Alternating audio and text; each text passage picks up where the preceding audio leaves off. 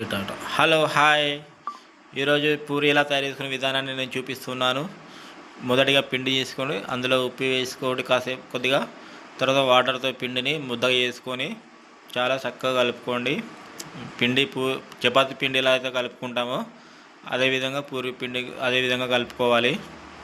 మా ఇంట్లో నేను మొదటిసారిగా నేను చేస్తున్నాను. వాటర్ కొద్దిగా తక్కువైనాయి, వాటర్ పోస్తున్నాను. మళ్ళీ పిండిని తడుపుతున్నాను. చూడండి ఇలా ముద్దగా రావాలి పిండి. తర్వాత చాలా మెత్తగా రావాలి. కాసేపు మెత్తగా వచ్చిన తర్వాత మన పూరి అనేది మంచిగా రావడానికి ఈ విధంగా మనం చేసుకోవాలి. మళ్ళీ తర్వాత ఉండ్రాలు చేసుకోవాలి. చూడండి పూరి ఎట్లా వస్తుంది చూడండి. పూరి మంచిగా వస్తుందా చూడండి ఫ్రెండ్స్. అటు ఇటు తిప్పుతూనే ఉంటా. చూడండి, ఇటు తిప్పాలి, అటు తిప్పాలి, మళ్ళీ అటు తిప్పాలి. పెళ్ళి చేసుకుంటే ఇదే బాధలు ఉంటాయి. పెళ్ళి చేసుకోవద్దు. మళ్ళీ ఇటు తిప్పాలి, మళ్ళీ అటు తిప్పాలి. చూడండి ఫ్రెండ్స్, ఇవన్నీ పూరీలు చేశాను. బాగా వచ్చినాయి ఫ్రెండ్స్ పూరీలు. తర్వాత చూడండి, అన్నీ దాదాపు అంతా మంచిగా చేశాను. మొదటిసారి చేస్తున్నా నేను. మంచిగా వచ్చిందని నేను అనుకుంటున్నాను. మీరు కూడా కామెంట్లో పెడితే నాకు తెలుస్తుంది. ఇక్కడ పోయింది కొద్దిగా, నాకు పూరి వేయడం అనేది పోయింది అంటే మధ్యలో పోయింది. తర్వాత మళ్ళీ సెట్ చేసుకుంటున్నాను.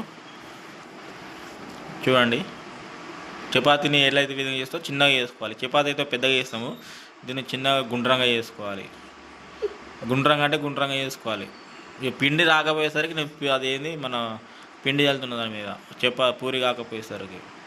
తర్వాత నూనె పోసుకున్న కడాయిలో నూనె వేడి చేస్తున్నాను. పూరీలు చేస్తున్నాను. పెళ్ళి కాకముందే పెళ్ళి అంటారు. పెళ్ళి అయినాకనే ఇవన్నీ కష్టాలు ఉంటాయి. పూరీలు అనేది మందంగా చేసుకుంటే మనకు పూరి ఉబ్బుగా వస్తుంది అనేది నాకు తెలుసు. నాకు తెలిసిందే నేను చెప్తున్నాను.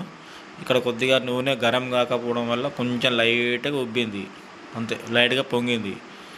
ఇప్పుడు తర్వాత వచ్చే పూరి చూడండి, సామి రంగా ఎత్తుండదంటే బుర్సని ఉంది కొద్దిగా.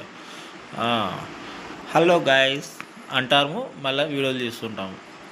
చూడండి, ఇప్పుడు మళ్ళీ నెక్స్ట్ పూరి చూడండి ఎట్లా వంగుతుందంటే కాస్త పైనాక సామిర్ రంగా జుమ్మని పెరుగుతుంది. చూడండి, పెరిగింది. వచ్చింది. సామిర్ వచ్చింది. చూడండి ఫ్రెండ్స్, వచ్చింది చూసారా. ఇగో ఇలా ఒత్తుగా మందంగా ఒత్తితే పూరి అనేది మంచిగా పొంగుతూ వస్తుంది. హోటల్లో చేసిన విధంగా ఉంటాయి మళ్ళీ నేను చేసే పూరీలు. ఎవరైనా కావాలి అనుకుంటే మా ఇంటికి రండి ఫ్రెండ్స్, నేను మీకు అందరికీ పూరి చేసి పెడతాను. పూరీలే కాదు, నేను ఉప్మా కూడా చాలా బాగా చేస్తాను. ఉప్మా, పూరి, అటుకులు, దోశ, చపాతి, ఇలా అన్ని రకాలుగా వంటలు నేను చేసి పెడతాను. ఓకేనా ఫ్రెండ్స్, పూరీలు కూడా రెడీ అయిపోయాయి.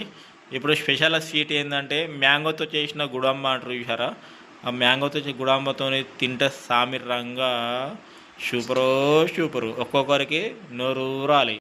మ్యాంగోతో చేసుకుంటే బాగుంటుంది. స్వీట్ అనేది ఎలా చేస్తారనేది నేను నెక్స్ట్ వీడియోలో మీకు చెప్తాను.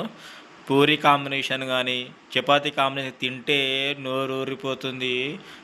మీకు అర్థం కాదు, నాకు అర్థం కాదు. అప్పటికి